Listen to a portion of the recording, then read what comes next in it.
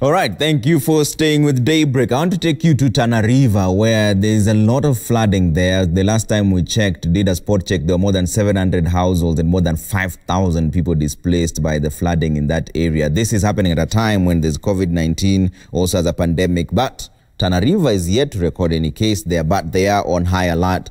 Joining me now live from Tana River is His Excellency Dr. Dhadho Godhana, is the Governor of Tana River County. Thank you for making time for us, Governor. So what is the situation right now? How many households have been affected as we speak? Well, close to 2/3 of the population are affected. Although you've not done the current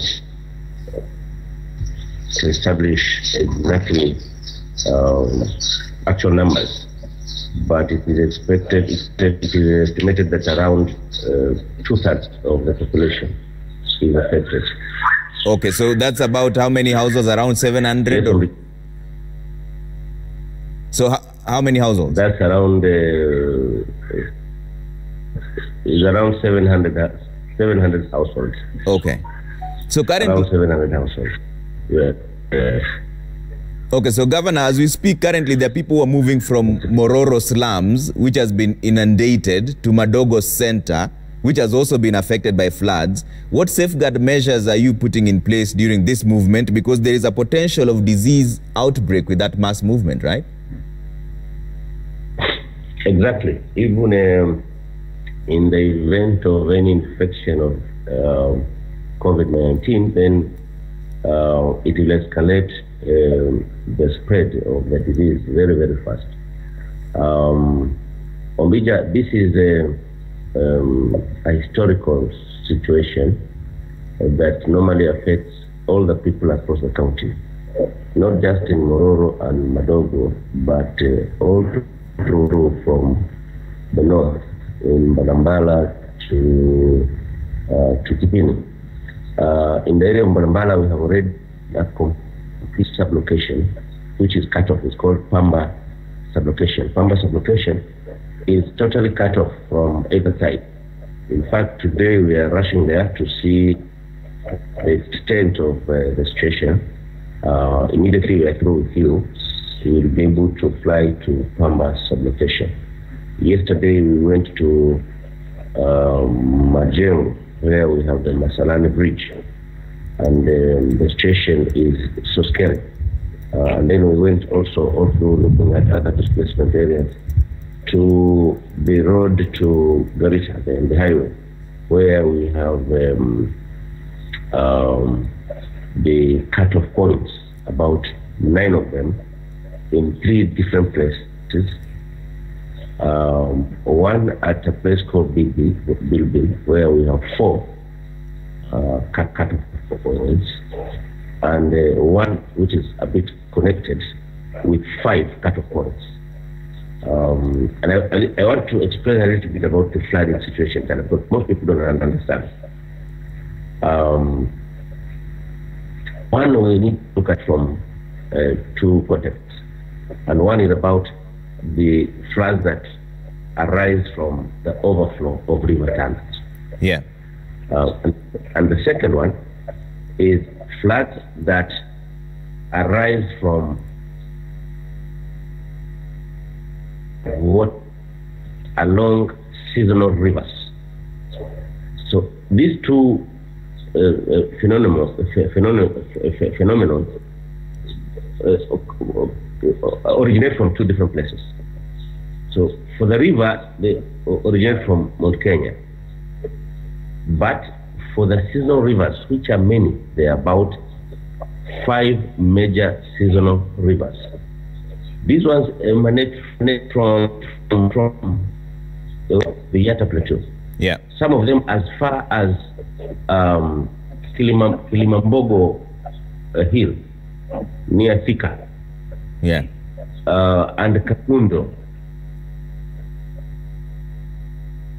That area a long way. All that stretch of the Yatta Plateau, yeah, in Ukambani, drains all the waters into Tana from different points. Yeah. So in Gariseni, for example, have one notorious river called Kokani River. Then we have Baumo 1. Then we have Baumo 2. Then we have other small seasonal rivers around before you reach Galole. But we have the river Galole itself. Then you go north into Bure, River Hirimani. Then you go to Bilbil. Then you go to Dokanotu. Then you go to one that originates from some hills around Kora Game Reserve. Yeah. That drains it through a place called Maderte. Then to Bua. But Governor, what is the plan to help the people who have been affected by this flood? They're quite.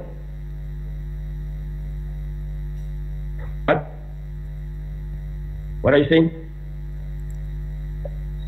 What I'm saying is, Ombija, that every time there is any drop of rain alone, leave alone the flooding that emanates from the Mount Kenya, but rain alone, would all those roads in the hinterland impassable.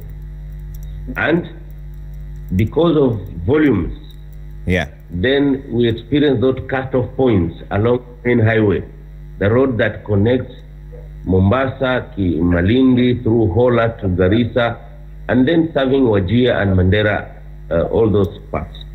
So, in the event of any cut-off, you are not just cutting off Tana from this, from the Tana, from being served by the same road. You are cutting off the entire northeastern from Mombasa. In fact, if you looked at the lorries that you have the clips, you realize those lorries have nowhere to go. It's either they decide to go back to Mombasa, then to Nairobi, which is very costly for transporters and for business people. They cannot dare even to go anywhere, so they have to stay there until the whole of that river is handled. We don't know when the rain will subside, but the picture is that they must stay there for 3 months. Okay. Because season goes up to June. We are now in April. They have to stay there the whole of May. They have to stay there the whole of June. Then they come out of there in July. And that has been the situation all through. The national government came in too late. In 2007, so 2009, 2010, to do Kokani, to do Baumo 1, Baumo 2, the workmanship. If you go there and look at the workmanship, if you go there and look at the kind of work that is being done, you will wonder why the government is wasting a lot of money repeating the same project time and again for so many years. I think it is time the minister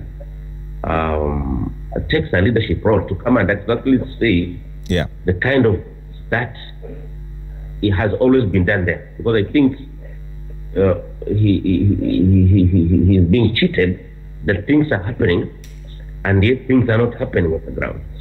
And if you look at other clips by Yusuf from Garissa, people are complaining that the contractors that have been taken there have been messing up. We went there yesterday with the commissioner and we can confirm that there is nothing that like a job there that has been done to contain that place.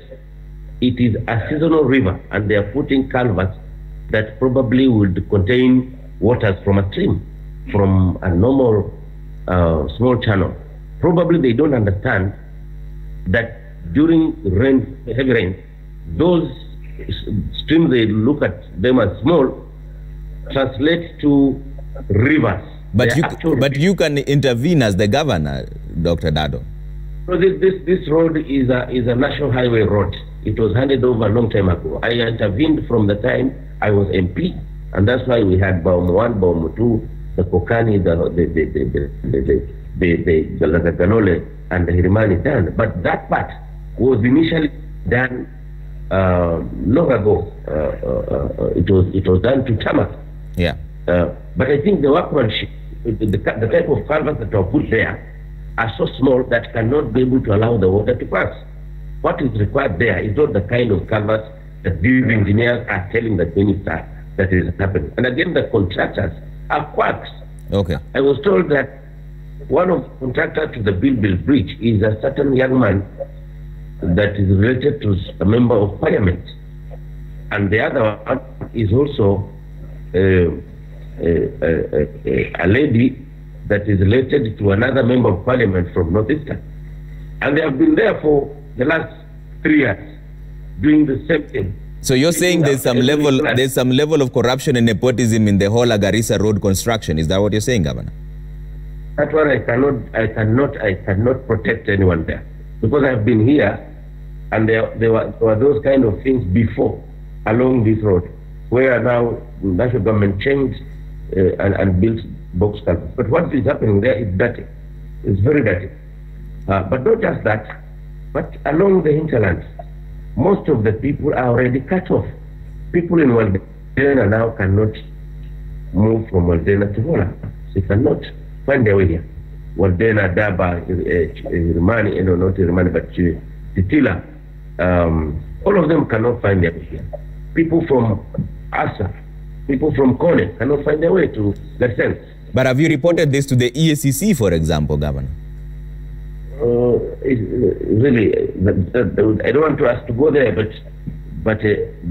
I think the minister needs to come down and see exactly what is happening. But let me bring you to another point, Umbija. Yeah.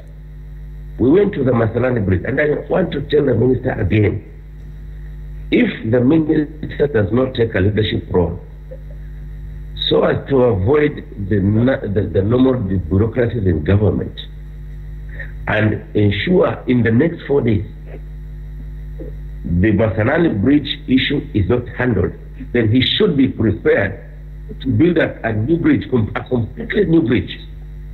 And probably the whole cost, which will take him, I know it will take the country another 20 years to do a bridge like that one. Because it has taken them too long to address issues of transport infrastructure and all of that. And that is the point I want to talk about. The entire visibility of national government, that focus, that attention, that concern on the layout of transport infrastructure in Tana is very, very poor.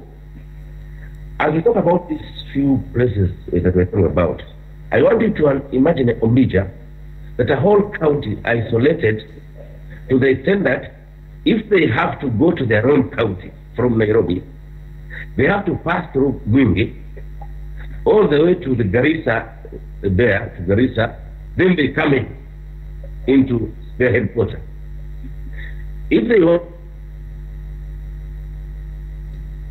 from another route, they have to pass Mombasa, then Kilifi, then Malindi, then they come to Tana.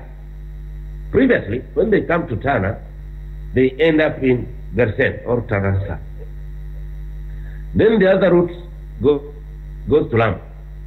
For them to move from Garsen to Ola, which is the headquarters, becomes another nightmare. Yeah. So what we are saying is that national government focus on transport infrastructure in Tana. Yeah. Is the forest for imagine. All right. Even we talk and talk and talk. People have talked the same place. Members of parliament have been there. Media houses have been there. People have spoken and nothing has happened. Okay. Nothing has happened. All this talking about Tana, it is cut off here, it is cut off there, it is cut off this other place. There are things that are in records. We have repeatedly been talking about the same thing, but their attention is not there. And that's why I'm talking about visibility. How then do we have an economy that can grow if transport alone, that basic infrastructure for people and services to flow, is not there? Okay. Governor, let's... Now we are losing a bridge, losing it. In the next 4 days, we will not have a bridge called Masalani Bridge. It will not be there. And the work is very little. The work that is supposed to happen there is very, very little. But because they'll take time to get to site and do anything, we'll have to do another bridge. In the next 4 days, we have to repeat planning to do another bridge, an entire causeway, an approach to the bridge. Okay. Governor, let's talk about something that you have control over, like COVID-19 fight. Let's talk about the COVID-19 fight. How much have you put aside for it? Tana River is yet to record any case, but how much have you put aside in readiness for the battle with COVID-19?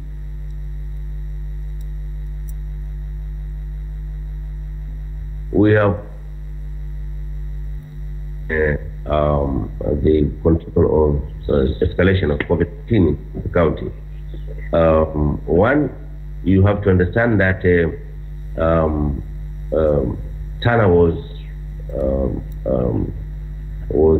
among the low-risk counties. But even then, we started preparation. Immediately, the outbreak was announced. We started putting in place the isolation ward, which now we have completed. We have already set it up, and we are now in the process of doing the piping for the cylinders. But it is there. We have launched it, and we received a bit of support from national government. We have sanitizers. We have other things. But apart from that, we have also set aside holding beds across the county. In Bangalore, we have 2 beds. In Madogo, we have 2 beds. In Bura, we have 15 beds.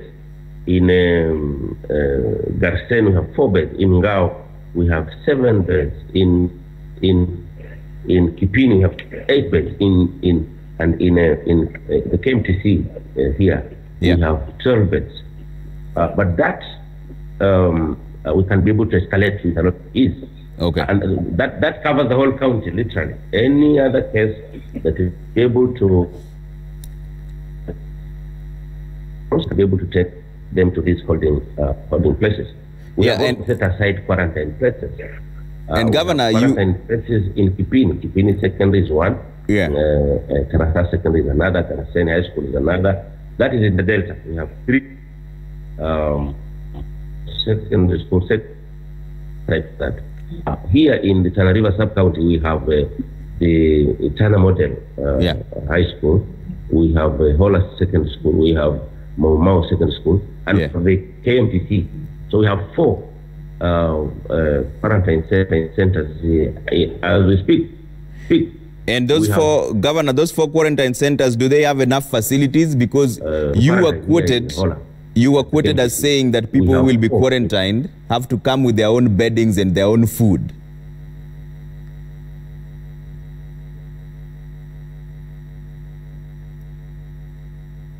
People misquoted what I was saying. And I want to tell you what I meant. The 2 people who are serving in quarantine now are people who are arrested by police for their own ignorance. The people who are in quarantine in Garsen are people who are arrested by police for ignorance. The person who is in Karasa in quarantine are people who were taken by the police for ignorance. What has been happening here? The county government and the national government have been carrying out campaigns. We have been trying to enforce the regulations and the measures that have been put by both levels of government. But we still continue to have people going to pray in churches. They had one mosque around the place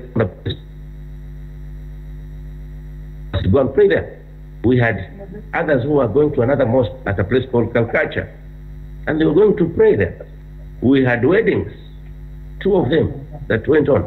We had other situations where people were going to bury without controls. We sat and said, people have to marry. We can't stop them from marrying. People have to pray. We can't stop them from praying. But there are ways of doing it. And we said, in case people want to get married, they should report to the chief or to the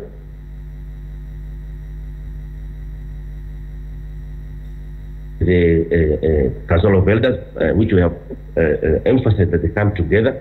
We have put them together actually, so that they can help them in arranging